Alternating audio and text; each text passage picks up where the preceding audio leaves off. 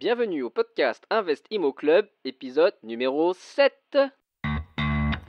Vous écoutez le podcast Invest Immo Club, le podcast de partage d'expériences immobilières pour les investisseurs débutants et initiés. Si vous cherchez à apprendre les astuces et les stratégies pour bâtir votre patrimoine, mais aussi les erreurs à ne pas faire, vous êtes au bon endroit.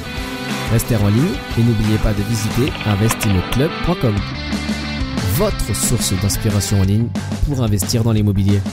Bonjour, ici Bruno, votre hôte pour cette émission dédiée à l'investissement immobilier. Comme toujours, c'est un honneur de vous savoir à l'écoute et un plaisir de partager ces discussions avec vous. Avant toute chose, j'en profite pour faire une petite annonce. Si vous souhaitez obtenir plus de contenu original pour vous inspirer et investir en confiance, rejoignez investimmoclub.com en vous inscrivant à la communauté. En plus, vous obtiendrez un petit guide bonus élaboré suite aux différents retours d'expérience des investisseurs que je rencontre tous les jours. Et en parlant d'investisseurs, aujourd'hui, nous avons un jeune homme qui s'appelle Florian, que j'ai rencontré lors d'un meet-up à Paris que j'avais co-organisé avec Bassel du site rendementlocatif.com. Il a 26 ans, il habite sur Paris, mais investit sur Le Mans, sa région d'origine. Son histoire est très inspirante pour tous les débutants. Si vous êtes un peu plus expérimenté, ne vous inquiétez pas, vous apprendrez des choses quand même. Au fil de l'interview, nous découvrirons notamment pourquoi Florian a investi dans l'ancien après avoir abandonné l'idée d'investir en Pinel, ses suggestions sur le marché du Mans, comment il fait pour collaborer avec un architecte d'intérieur. Nous verrons aussi sa stratégie d'investissement avec un partenaire.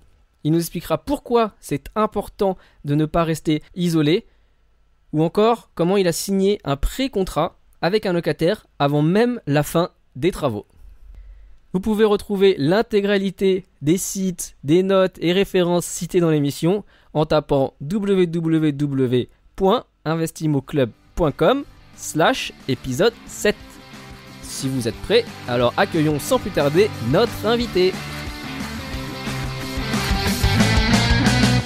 Bonjour Florian, bienvenue au podcast. Merci, bonjour Bruno. Ravi de t'avoir parmi nous. On va aller directement dans le vif du sujet et puis histoire de situer un peu le contexte pour les auditeurs. Est-ce que tu peux nous raconter un peu ton parcours et puis ce qui t'a amené vers ton premier achat immobilier ? Alors mon parcours, moi je suis assez jeune parce que j'ai 26 ans. Je suis issu d'une école de commerce que j'ai quittée il y a maintenant 3 ans et je suis entré dans une grande entreprise de l'énergie en septembre 2013. Maintenant, ce qui m'a poussé par mon premier rachat immobilier, c'est un peu l'envie d'investir, de se constituer un peu un patrimoine pendant qu'on est jeune. Je pense que on a beaucoup de gens dans notre entourage quand on est jeune qui nous disent il faut investir le plus tôt possible. Donc, par exemple, toi, il y a des gens qui t'ont dit clairement ça, ou alors c'est des gens aussi qui par l'exemple t'ont incité à le faire ? C'est des gens qui me l'ont conseillé parce qu'ils ne l'avaient pas fait avant. D'accord. Ils ont regretté et c'est vrai qu'en parlant avec plusieurs personnes, les témoignages se regroupaient un peu. Donc voilà, j'ai décidé d'investir. Donc le but c'est aussi de diversifier un peu son patrimoine. Ouais. En parlant aussi avec des amis qui avaient déjà cette approche d'achat immobilier, je me suis dit que c'était une bonne idée, donc je me suis lancé dans cet achat. D'accord. C'était quand du coup ? Alors c'était quoi ? Et comment t'as ton cheminement un petit peu à partir du moment où tu t'es dit ok je vais le faire jusqu'au moment où t'as eu les clés Ouais, et bien écoute, donc moi c'était mon premier investissement a eu lieu l'année dernière, donc en février 2015. J'ai commencé déjà à aborder la question en fin 2014. Voilà, dans l'esprit d'avoir, j'avais terminé ma période d'essai, donc j'avais un CDI, j'avais des revenus qui me permettaient de pouvoir investir et de pouvoir avoir un crédit aussi surtout, c'est important. Ouais.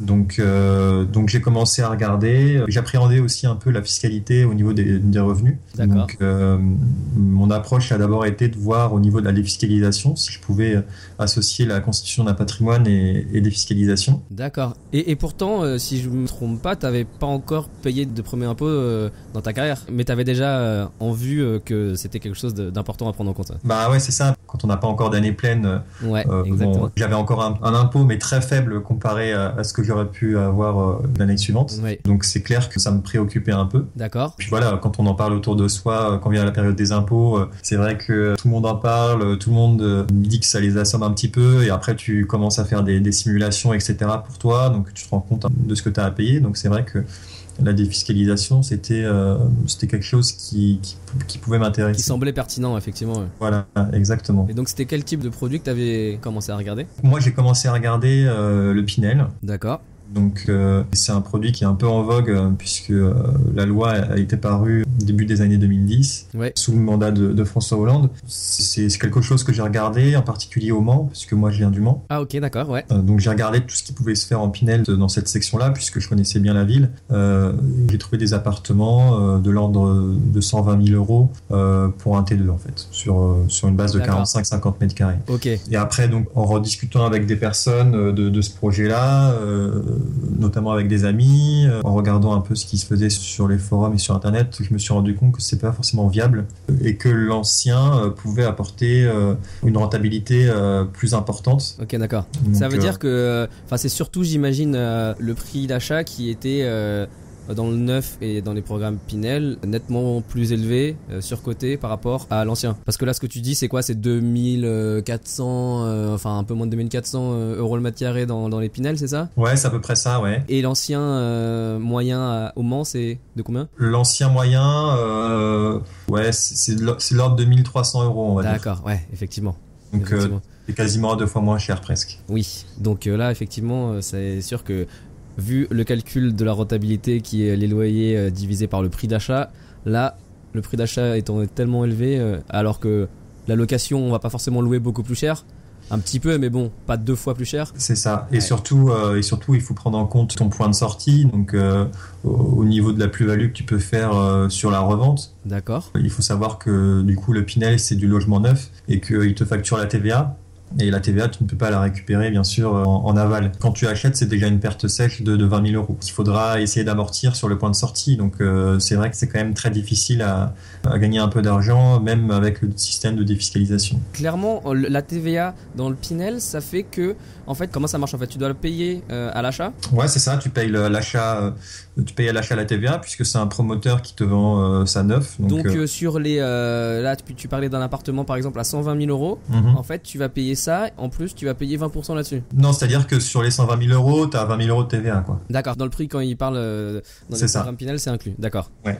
Ok. Donc voilà, il faut prendre ça en compte et surtout que sur le Pinel, c'est vrai que tout le monde va investir un peu en même temps. Sur une revente, ça va être assez difficile, je pense, de pouvoir trouver des acquéreurs puisque tout le monde va vendre en même temps. Et tout le monde va vouloir vendre au moment où l'effet de défiscalisation s'arrête. Je sais plus, c'est quoi, 9 ans, quelque chose comme ça ? Ouais, c'est ça. Bon, c'est 6, 9 ou 12. Voilà, 6, 9 ou 12, ok.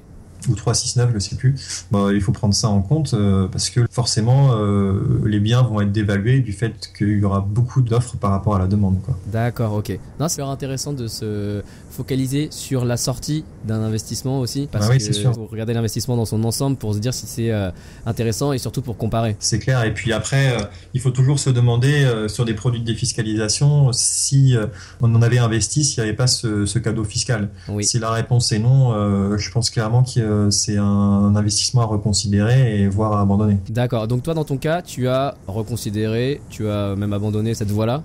Ouais, tout à fait. D'accord. J'ai abandonné assez rapidement cette voie-là puisque j'ai commencé à regarder ce qu'il y avait en ancien et c'est vrai que on peut trouver des biens même à moins de 1 000 euros le mètre carré sur le Mans en hypercentre. D'accord. Donc c'est clairement quelque chose qui me paraissait plus attrayant que le Pinel. Ok. Juste pour les auditeurs qui seraient potentiellement sur le Mans ou pas loin ou même à Paris comme toi tu habites aujourd'hui. Est-ce que tu as un petit topo ou ta vision sur le marché immobilier au Mans ? Voilà, si tu devais expliquer à un investisseur débutant qui est intéressé par le Mans, tu lui dirais quoi ? Je dirais qu'il faut se concentrer sur le centre, sur l'hypercentre, parce que c'est là où il y a tous les commerces et là où il y a les lignes de tram. Donc en gros, il faut viser tout ce qui est quartier de la République, les Jacobins, la gare. Plus gare nord que gare sud d'ailleurs, parce que gare sud, okay, c'est un peu plus dévalué. Okay. On rentre de l'autre côté de la partie centrale du Mans. Après, il y a des quartiers qui sont un peu moins bien cotés, mais qui peuvent rester intéressants, comme Gazonfier, les Maillets, voire l'université pour ceux qui visent les étudiants. Donc voilà, ça, ce serait les secondes zones peut-être à apprivoiser. Okay, Donc ça c'est plus vers le nord par rapport au centre. Ok. Je connaissais pas vraiment beaucoup, donc j'ai préféré assurer. Et par contre, ce que je déconseille, c'est plus le quartier des Sablons, où là, certes, les tickets d'entrée pour acheter sont moins chers, mais on peut avoir un type de population qui est un peu plus à risque, et le loyer ne sera pas aussi élevé qu'on peut l'attendre dans l'hypercentre. D'accord, ok. La démographie, ou je sais pas, une analyse, j'imagine que tu l'as fait, un petit peu démographique, économique du Mans, et elle est comment ? L'historique de la ville, etc. C'est une ville qui reste à peu près stable, avec un grand pôle universitaire quand même au nord. D'accord. Alors j'ai pas les chiffres en tête, mais il y a quand même plusieurs IUT.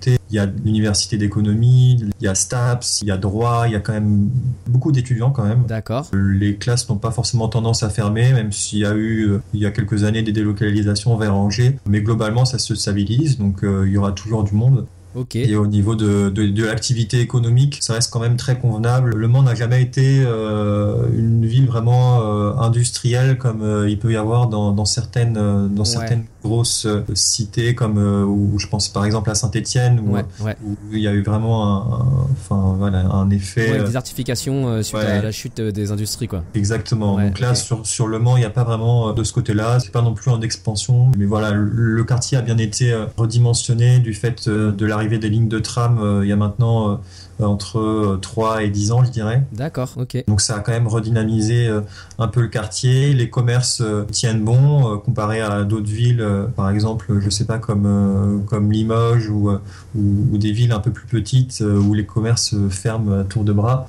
Là, sur le Mans, il y a quand même il y a toujours des pas de porte à vendre, mais je dirais les locaux commerciaux sont assez occupés, voire même renouvelés, donc c'est plutôt intéressant, je trouve. D'accord, ok. Et situation par rapport à Paris, il y a un intérêt pour un investisseur parisien, par exemple ? Ouais, il peut y avoir un intérêt pour un investisseur parisien. Il faut savoir que il y a près de 300 personnes qui font l'aller-retour Le Mans-Paris tous les jours, donc qui font les mouvements. C'est précis ça. Comment t'as eu ces données Parce que j'ai un ami qui le fait en fait. D'accord. Qui s'investit dans la politique du Mans, qui est au conseil municipal. D'accord. Donc lui fait la navette tous les jours, donc je pense que les chiffres sont d'accord, c'est intéressant. Corrects, c'est plutôt pertinent. Donc on peut même, si on est près de la gare, plutôt gare Nord, je dirais, on peut même intéresser des personnes qui voudraient vivre en province et qui travaillent à Paris, plutôt près de la gare Montparnasse, mais ça peut être quelque chose de pertinent également. Surtout que pour un investisseur parisien, même si Le Mans est à 55 minutes de Paris, donc pour aller visiter le bien, pour faire des états des lieux, ça peut être envisageable. Ouais, ok, d'accord. Juste aujourd'hui, le Mans, c'est dans quelle région ça a été bouleversé par rapport à la nouvelle région française ? Alors non, ça n'a pas été bouleversé, c'est toujours dans les Pays de la Loire. Donc, oui, ok, d'accord. Ok. À l'est des Pays de la Loire. D'accord, ok. Voilà. Ouais, parce que tout à l'heure tu disais il y a des choses qui ont été relocalisées à Angers. Angers, c'est une ville, on va dire, concurrente ou en compétition avec Le Mans sur certains aspects. Oui, alors... Parce que je sais qu'il y a pas mal d'investisseurs qui m'ont parlé de Angers aussi comme terre intéressante. Oui, alors Angers, je pense qu'il y a plus d'étudiants qu'au Mans encore. D'accord. Pour le coup, c'est une ville très dynamique, très vivante, encore plus que Le Mans. Ouais, ok. C'est clair qu'au niveau investissement, ça peut être intéressant. J'ai pas trop regardé sur Angers parce que je connais pas vraiment non plus, mais il me semble que le ticket d'entrée est quand même plus cher. Même au niveau du mètre carré, c'est un peu plus cher que Le Mans. D'accord, ok. Parfait. Et du coup, alors, toi, au Mans, l'investissement, tu l'as fait dans quel quartier ? Combien ça t'a pris de temps pour le trouver ? Le process, un peu, comment tu en es venu à la remise des clés ? Sur mon appartement acheté l'année dernière, le bien se situe gare Nord. D'accord, ok.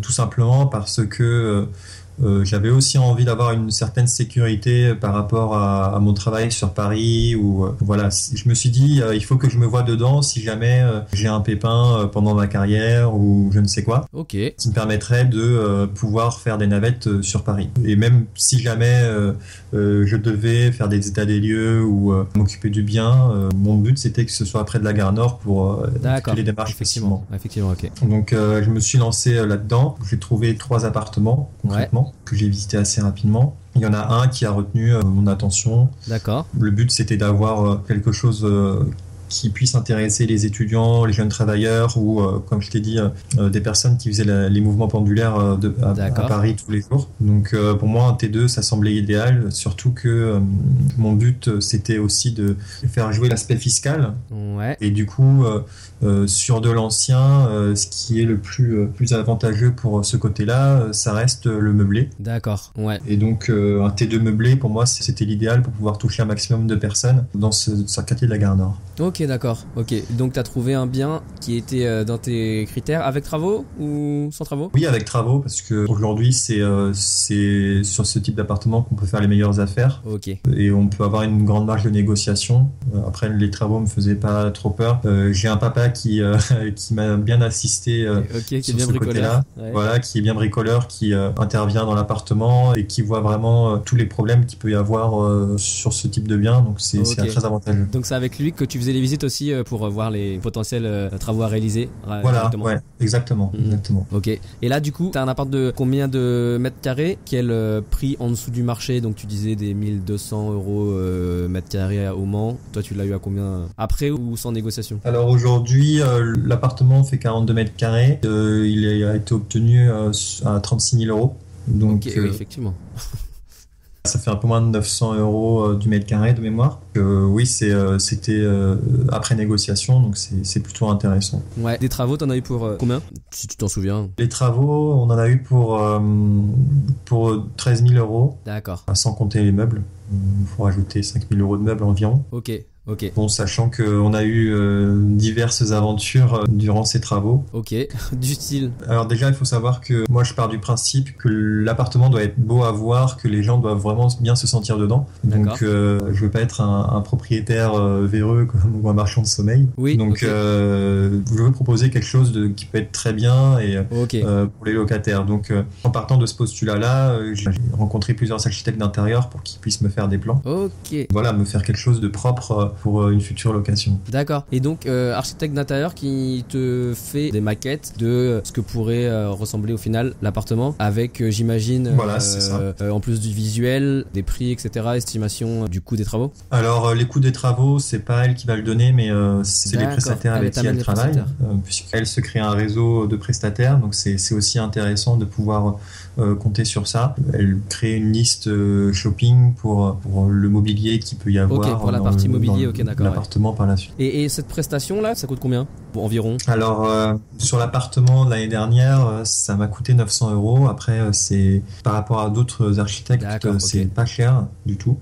Donc c'est quelqu'un qui a commencé il y a pas très longtemps sa carrière, qui a moins de 30 ans. Mais voilà, ça permet vraiment d'avoir une base solide pour commencer les travaux, d'avoir une bonne vue de ce qu'on veut faire. Et surtout par rapport au budget que j'avais, ça me paraissait être un investissement raisonné. Ouais. Non, c'est vrai, quand tu dis une bonne base, on en avait parlé la dernière fois, c'est vrai qu'avoir un support visuel et puis quelque chose qui est posé sur le papier, histoire que tous les artisans puissent vraiment voir ce que ça donne au final et pas uniquement des choses dont on parle à l'oral, alors là il faudra mettre ça et puis en fait, ah oui mais on n'avait pas dit ça exactement comme ça. Là au moins on a une base visuelle sur papier, on peut pas se tromper quoi. Ouais, ils ne peuvent pas se tromper. Bon, en l'occurrence si, ils se sont trompés, mais bon voilà, ça c'est encore d'autres considérations, mais à la base on doit vraiment considérer ça comme un moyen de communication. Oui, ok. Bon, d'ailleurs les artisans au final se sont trompés sur quelques choix, mais nous on a pu rectifier rapidement le tir parce que justement il y avait ces maquettes et ces plans 3D qui nous permettent de dire voilà, ça doit être exactement comme ça, et si c'est pas comme ça, c'est qu'il y a un problème. Donc c'est vrai que c'est vraiment un moyen de communication entre tous les acteurs qui peuvent intervenir dans l'intervention de l'appartement. Même pour moi qui est à distance et qui n'a pas forcément le loisir de pouvoir y aller tous les jours, c'est quand même pas mal de pouvoir se retrouver avec des plans, pouvoir discuter avec les différents artisans et avec les gens qui sont sur place. D'accord, ouais, non, effectivement, c'est super intéressant. Et du coup, si c'était à refaire des investissements suivants, tu ferais la même méthode?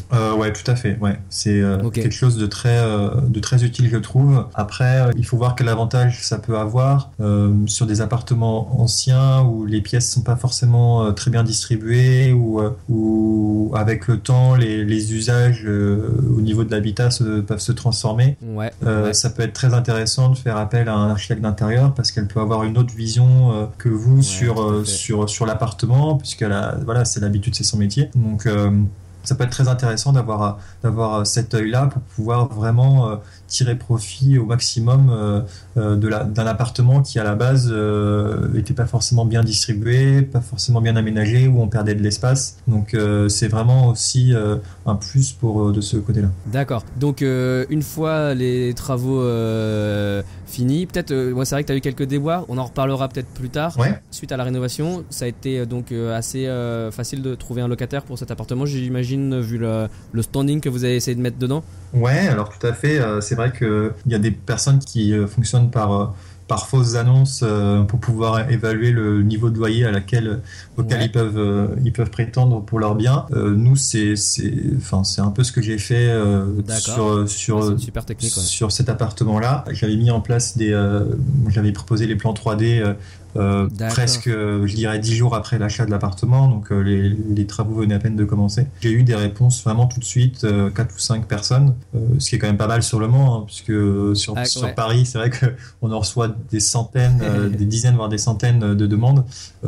Sur le Mans, c'est vrai que la demande n'est pas aussi forte, mais quand même, c'était intéressant de voir que les gens étaient intéressés, surtout pour des plans 3D sur des annonces qui peuvent faire peur. Tout à fait. Là, c'est un autre avantage de faire aussi appel à un architecte d'intérieur. Ça veut dire que tu as de quoi montrer aussi aux futurs locataires en avance, rapidement. Ouais, tout à fait. Ce qui peut être à horizon 3-4 mois, on a déjà un temps d'avance pour pouvoir proposer déjà des visuels assez concrets sur l'appartement. Ça, c'est clair que c'est aussi un avantage, tu fais bien de le noter. Donc 4-5 personnes intéressées. Ouais, tout à fait, et dont une personne qui faisait, je dirais, un peu partie de mon réseau, bizarrement, puisque c'était quelqu'un qui était dans la promo de ma conjointe, dans la même école. Cette personne-là, je lui ai dit que l'appartement était disponible dans 2-3 mois, mais elle était très intéressée. Donc ce qu'on a décidé de faire, c'était une promesse de location. Donc c'était une sorte de pré-contrat en fait, qui est valable juridiquement d'ailleurs. D'accord, ok. Et donc on a signé ce pré-contrat là en disant que moi je m'engageais à lui louer l'appartement et elle s'engageait envers moi pour me louer l'appartement. En échange, donc il y avait la moitié du chèque de caution qui était donné mais pas encaissé. Et donc moi j'avais un locataire au final 10 jours après l'achat de l'appartement et avant les travaux. Ok. Et juste le pré-contrat, c'est un modèle que tu as trouvé, je sais pas, sur internet ou que quelqu'un t'a communiqué ? Non, pas du tout. Alors le pré-contrat, j'ai regardé un peu quelles étaient les valeurs juridiques et j'avoue que j'ai rédigé moi-même. Voilà, c'est pas des formulations peut-être très conventionnelles, mais au moins ça avait le mérite d'exister et c'était signé par les deux parties, donc c'était suffisamment engageant. Surtout que c'était encore une fois quelqu'un que je considérais plutôt de confiance parce que c'était quelqu'un qui était dans mon réseau. Ok. Donc facile, tu as réussi à louer ton appartement assez rapidement, même avant la fin des travaux. Avant la fin des travaux, dès que l'appartement était prêt, le soir même, la personne emménageait dans l'appartement, donc ça c'était vraiment un plus. Ok, d'accord. Alors du coup, on va passer, parce que je sais que tu as investi dans un deuxième bien. Oui. Si tu veux bien nous raconter comment ça s'est enchaîné par rapport à ce premier bien et puis rapidement les caractéristiques du bien, du type d'achat. Je crois que ça a aussi changé de méthode d'investissement, c'est-à-dire tu n'es plus tout seul. Raconte-nous un peu. Tout à fait. Donc la stratégie sur le long terme, c'est aussi d'avoir plusieurs biens, voire de déboucher sur un immeuble de rapport, pouvoir l'aménager entièrement, le retaper entièrement et avoir et bénéficier des économies d'échelle pour avoir une rentabilité plus importante. Donc moi, je pars quand même du principe que c'est difficile de faire ça de prime abord, même si l'avantage c'est d'avoir un premier crédit qui est entièrement tourné vers l'immeuble de rapport. Donc ça a des avantages et des inconvénients, mais je trouve que le côté un peu bac à sable de ces appartements type T2 où le ticket est pas très important au final, hein. Comme je l'ai dit, le premier appartement j'ai acheté à 36 000 €, donc ça reste très raisonnable par rapport à la capacité d'emprunt sur des cadres ou des personnes issues de milieux intermédiaires. Le but c'était de pouvoir renchaîner sur une même opération, mais en incorporant quelqu'un avec qui je puisse investir sur un ticket beaucoup plus gros à l'avenir. D'accord. Donc voilà, la stratégie, c'était un peu ça, sachant aussi que j'étais un peu bloqué par mon banquier qui était pas très à l'aise pour me reprêter le même montant que la première fois sur un deuxième appartement. Ok. Ah donc ok, d'accord, c'était quand même là vous avez pas acheté un immeuble de rapport directement, vous avez acheté un appartement, c'est ça? Voilà, là on a juste acheté un appartement pour le côté un peu entraînement bac à sable. C'est toujours bien d'apprendre aussi. Ouais. Voilà, le premier appartement c'était l'une première. Voilà, il faut retenter l'expérience. Donc le partenaire avec qui t'as fait ça, c'est qui pour toi? C'est un ami que j'ai connu il y a maintenant 5 ans. On a déjà fait un peu de business ensemble puisqu'on était dans la même association étudiante qui était une jeune entreprise. Donc D'accord. On presse pour des grandes entreprises ou des PME ou des start-upers. Donc il y a un vrai aspect business dans cette association-là. Donc j'étais président et lui vice-président. Donc pendant 1 an, on a pu travailler ensemble et c'est vrai qu'on s'est tout de suite bien entendu, tant professionnellement qu'amicalement. Donc je pense que c'est important de voir ça parce qu'on peut investir avec un ami, mais au niveau business, ça peut ne pas passer. C'est vrai. Donc, en l'occurrence, nous, étant donné qu'on avait déjà un peu travaillé ensemble, on savait qu'on pouvait faire ça. C'était compatible. Exactement. Donc, voilà, lui, il avait un peu d'argent de son côté. Je lui avais un peu parlé de mon premier achat, donc ça s'est fait comme ça. D'accord. Et donc, vous avez fait les recherches d'appartements, etc. Ensemble, puis investi dans un... Tout à fait.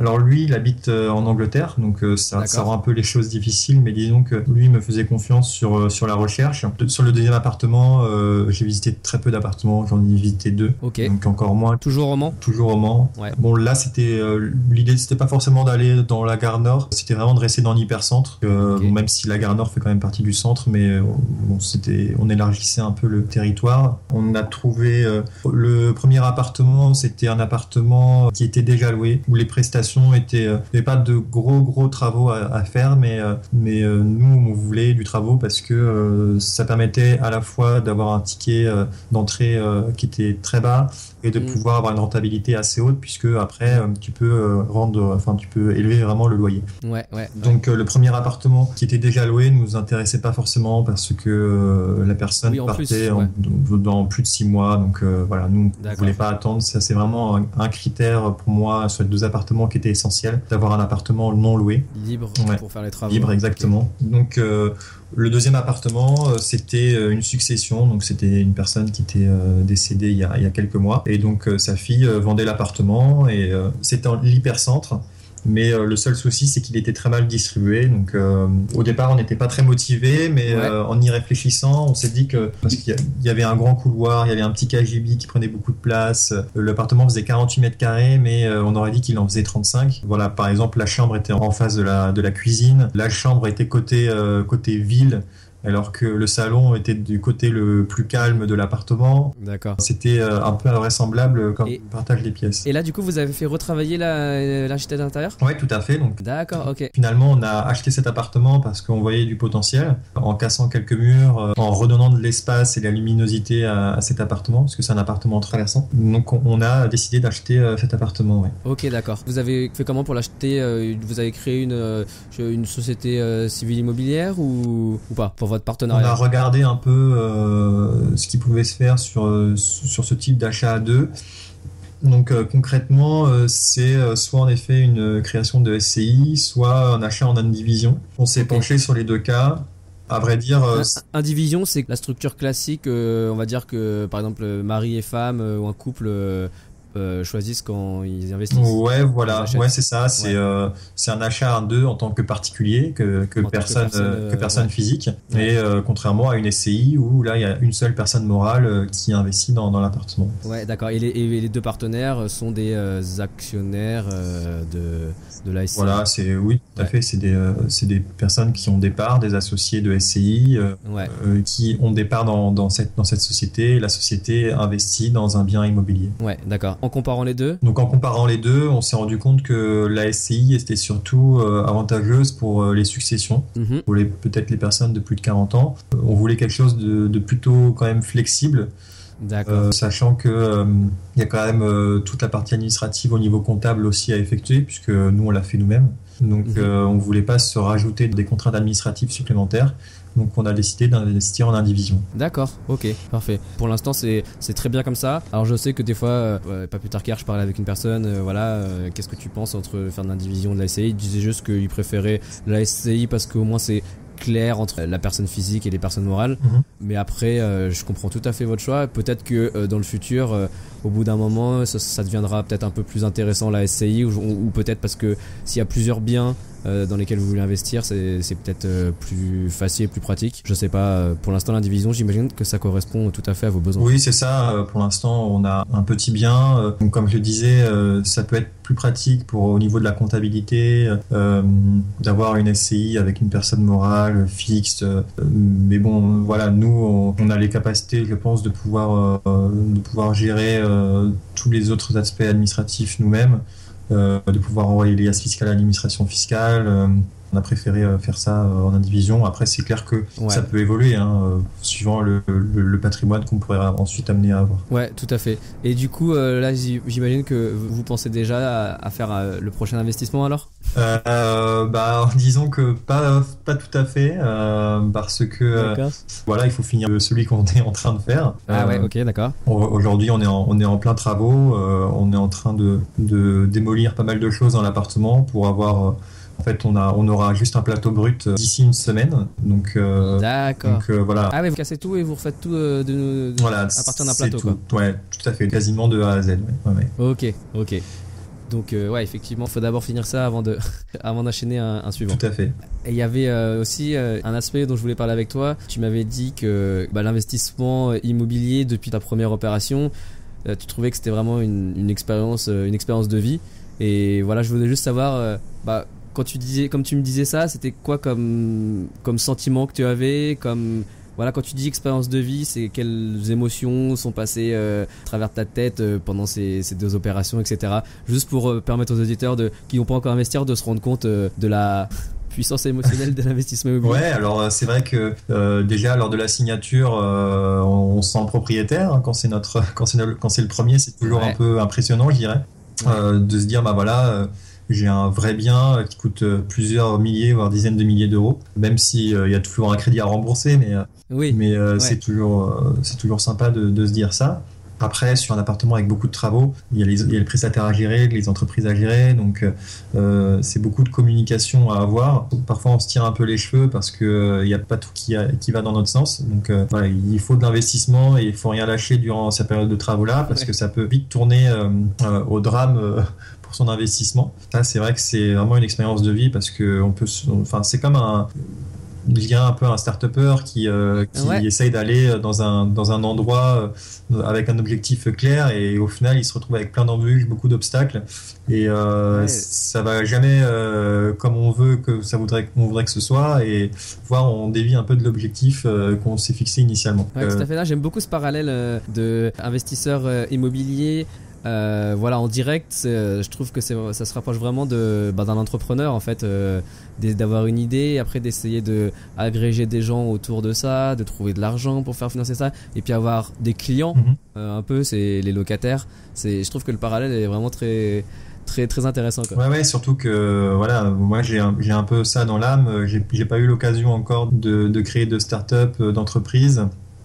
J'ai préféré pour l'instant la sécurité d'un CDI, c'est clair, mais d'avoir ces investissements-là immobiliers, ça donne un petit goût d'entrepreneuriat. Donc c'est vrai que c'est vraiment intéressant comme sujet pour ceux qui ont un emploi, qui leur permet de dégager un peu de temps pour investir dans l'immobilier. C'est vrai que si les gens aiment ça, il faut y aller. Et moi, il y a aussi un sentiment, je sais pas si tu l'as ressenti, qui était vraiment bizarre. C'est au moment où j'ai eu les premiers locataires, cette espèce de sentiment de responsabilité vis-à-vis d'eux, en me disant que ils peuvent m'appeler à tout moment et je dois être là pour régler le problème quoi. Ouais, c'est clair que ça c'est aussi un autre aspect de l'investissement immobilier. Comme tu disais, c'est un peu l'aspect client. On a aussi envie de les satisfaire. C'est d'ailleurs pour ça qu'on avait appelé un architecte d'intérieur. On se sent vraiment investi d'une sorte de mission de pouvoir loger quelqu'un. Exactement. Voilà, avec tout ce que ça comporte. C'est des gens qui vont habiter là normalement tous les jours pendant X temps. Donc toute une semaine pendant plusieurs mois. C'est vrai que c'est aussi intéressant de se dire que voilà, il y a des gens qui vont pouvoir profiter de ça à temps plein, quoi. Ouais, tout à fait. Ok, merci beaucoup pour ce partage émotionnel. Donc là, on va pouvoir passer rapidement à la dernière section de l'épisode. C'est l'heure de passer aux questions de comptoir. Alors, les 4 questions que je pose à tous les invités du podcast. Et la première étant, est-ce qu'il y a un livre business ou immobilier que tu recommandes souvent ? Plus qu'un livre, je dirais qu'il y a... je lis pas beaucoup en fait. D'accord. Ou alors c'est plus des magazines type Challenge que j'aime vraiment bien, parce que ça permet d'avoir une vision un peu économique et d'avoir aussi des conseils d'investissement. Donc ça peut être intéressant de s'abonner à ce genre de revue. Ou sinon, il y a beaucoup de forums sur Internet qui peuvent aider les gens, que ce soit sur des difficultés ou sur des stratégies de finances personnelles à avoir, type Devenir Rentier, devenirrentier.com, qui est un forum où beaucoup de gens partagent leurs expériences et on peut trouver pas mal d'informations pour se constituer une stratégie personnelle d'investissement. Ouais, tout à fait. Je suis fan aussi de ce forum. Du coup, deuxième question. On dit souvent que c'est en se trompant qu'on apprend. Et toi, au cours de tes 2 opérations, est-ce qu'il y a une erreur majeure que tu as commise et qui t'a appris beaucoup de choses ? Une erreur, je dirais que c'est plus dans le choix peut-être ou dans l'appréhension des prestataires. Typiquement, une anecdote, c'est que sur le premier appartement, on avait décidé de faire confiance à l'architecte sur un prestataire qui allait effectuer l'ensemble des travaux, puisque c'était quelqu'un qui avait évolué avec elle dans son école au cours de ses études. Et on s'est rendu compte que en fait, les personnes n'étaient pas très sérieuses. En allant faire des visites un peu impromptues dans l'appartement, on s'est rendu compte que c'était un vrai squat, que les personnes ne travaillaient pas du tout presque, et utiliser les frigos, le four, etc. Donc les personnes vivaient là-dedans vraiment au lieu de faire les travaux. Donc ça c'était assez spécial comme relation. Bon, au bout d'un moment, on nous réclamerait de l'argent avec une deadline.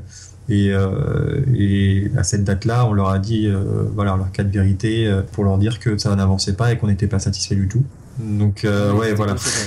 Et au final, bon, les prestataires se sont un peu braqués. Donc la communication a été un peu laborieuse à partir de ce moment-là. On a quand même pu réussir à finir les travaux avec plus de 2 semaines de retard, il me semble. Mais bon, ça reste assez raisonnable par rapport à ce qui s'est passé derrière avec eux, puisqu'il y a plusieurs de leurs clients qui ont versé beaucoup d'acomptes et qui malheureusement n'ont jamais revu la couleur de leur argent, puisque l'associé de cette dame-là est parti du jour au lendemain et l'entreprise est terminée en liquidation en début d'année. Ah oui. Donc voilà, je dirais que le conseil c'est de bien choisir ses prestataires. Du coup, pour le deuxième appartement là dont on a parlé dans l'interview, vous avez choisi. Là, on a choisi les prestataires qu'on connaissait et qui ont un peu pignon sur rue, parce que l'erreur c'est aussi de peut-être prendre le moins cher. Il faut vraiment, je pense, regarder quel est l'historique vraiment exactement de l'entreprise qui intervient pour les travaux, parce que si l'entreprise a moins de 3 ans d'existence, je pense qu'il faut vraiment faire attention sur ce qu'elle peut faire, ne pas hésiter à aller sur des chantiers, ce qu'on n'a pas fait, parce qu'on avait confiance sur le prestat, mais si vous avez l'occasion d'aller sur des chantiers de prestataires, allez-y et parlez avec les différents clients qui ont commandé les travaux. Et puis toujours regarder si l'entreprise a une garantie décennale. Alors nous, c'était le cas. Ils nous avaient envoyé une attestation de garantie décennale. Et le problème, c'est qu'elle était fausse. Il y avait utilisation d'infos. Faux et usage de faux, ça va quand même assez loin en justice. Mais voilà, faites attention à ça. Ah d'accord. Et ça, pour checker, une méthode simple, on peut appeler l'assurance qui est indiquée sur le papier. Voilà, exactement. Appeler l'assurance pour voir si l'entreprise est bien cliente et si l'assurance est véridique. Ouais, c'est clair. Ouais, non, c'est super intéressant. Alors, troisième question, à part l'immobilier, Quels sont tes loisirs, tes passions? J'aime bien la mode homme. Voilà, c'est quelque chose que j'aime. En tant que porteur de mode ou non, en tant que porteur de mode. Je lis beaucoup un blog qui s'appelle Bungle, qui vraiment donne des conseils et très pédagogue vis-à-vis de ça. C'est aussi une certaine manière de bien consommer. Voilà, je privilégie de plus en plus dans ma vie la qualité plutôt que la quantité. C'est vrai que sur ce domaine-là, on a encore beaucoup de choses à faire, je pense, puisque c'est là où il y a le plus d'abus dans le monde, je dirais, au niveau des confections, au niveau des conditions de travail qu'il peut y avoir dans différents pays. Et c'est vrai que bien s'habiller aussi, c'est je pense donner un peu de sens dans sa consommation, comme on peut le faire pour la nourriture, exactement. Donc voilà, c'est un sujet qui m'intéresse, et après chiner des pièces un peu sympathiques, un peu évoluées, qui vont rendre un peu le look un peu unique par rapport à d'autres personnes, sans citer de marque, mais voilà, dans les grands centres commerciaux par exemple, ça c'est quelque chose que maintenant j'ai horreur, et je comprends d'ailleurs pourquoi certains hommes détestent de faire du shopping, parce que on se rend compte que en étant dans des petites boutiques un peu plus sympathiques et pas forcément visibles, mais on est vraiment bien accueilli et bien conseillé, ça change vraiment du tout au tout. Ouais. Ok, c'est très intéressant ce point de vue sur le s'habiller responsable entre guillemets quoi. Ouais, voilà, exactement, c'est un peu ça. Et alors, dernière question pour finir, à ton avis, qu'est-ce qui sépare une personne qui réussit dans l'investissement immobilier d'une personne qui échoue ou qui va jamais commencer? L'entourage, je pense, et les conseils qui peuvent être prodigués à la personne qui souhaite se lancer. Je pense que c'est pas insurmontable. Alors il y a des aspects qui nous échappent totalement. Alors moi, par exemple, c'était les travaux. Personnellement, je ne suis pas du tout bricolo, donc c'est un aspect. Voilà, oui, ça peut faire peur aussi, effectivement. Bon, après, d'autres, ce sera plus le financement ou la comptabilité ou voilà. Je pense qu'on a tous des forces et des faiblesses, donc il faut vraiment partir de ses forces pour se constituer des bases solides, et pour les faiblesses, il faut vraiment essayer de bien s'entourer pour essayer de ne pas faire d'erreurs. En l'occurrence, moi, c'était mes parents qui ont pu m'assister du côté technique. Donc j'ai eu un peu cette chance-là, et puis voilà, pour le commencement, c'est vrai qu'en parlant à des amis ou des connaissances, ça peut faire sens de pouvoir bien s'orienter. Ouais, tout à fait. Et tu penses que si quelqu'un justement a une lacune dans un domaine, comment trouver des gens dans son entourage, ou comment trouver des gens tout court qui peuvent nous aider et nous donner un peu plus de confiance et un peu plus de complémentarité pour investir avec sérénité? Je pense qu'on a tous une famille plus ou moins grande, mais bon, disons que voilà, on a tous des réunions de famille qui peuvent nous aider à pouvoir en parler, et peut-être avoir des connaissances qui seraient prêtes à nous épauler. Ouais. Voilà, ça c'est déjà un premier point. Et déjà la première chose, c'est qu'il faut demander, c'est ça aussi. Bah oui, il faut demander, ouais, c'est ça. C'est vrai qu'on est surpris des fois du nombre de gens qui en fait ont des talents qu'on ne sait même pas, et juste en demandant ou juste en parlant de ce qu'on fait quoi. Ouais, tout à fait. Après il y a aussi des rencontres qui sont organisées, par exemple sur un outil qui est très pratique, rendement locatif, où on a l'occasion d'avoir fait un meet-up sur Paris. C'est vrai que ça peut donner des idées, et ça peut nous aider à nous lancer également. Donc ouais. Et c'est des initiatives qui sont, je pense, très bonnes à prendre. Ouais, ou comme tu disais tout à l'heure aussi, le forum Devenir Entier, sur lequel les gens peuvent poser des questions, et il y a toute une flopée de membres de ce forum très compétents et qui partagent leur avis de façon totalement gratuite et bénévole. Donc c'est aussi une bonne source de complémentarité quand on a des questions quoi. Ouais, tout à fait. Je pense que l'essentiel à retenir, c'est qu'il faut pas s'isoler, et il faut pouvoir en parler quand on a l'occasion. Ok, ouais, bah effectivement, bah déjà merci beaucoup justement pour avoir partagé toi ton expérience, parce que ça peut aider les auditeurs qui nous écoutent. Et puis bah merci encore. Bah merci à toi Bruno. Et puis bah on se dit à une prochaine fois, j'espère. Bah j'espère également. Et bah bon courage pour la fin de tes travaux, et bon courage pour la suite de tes investissements. Merci. Salut. Salut.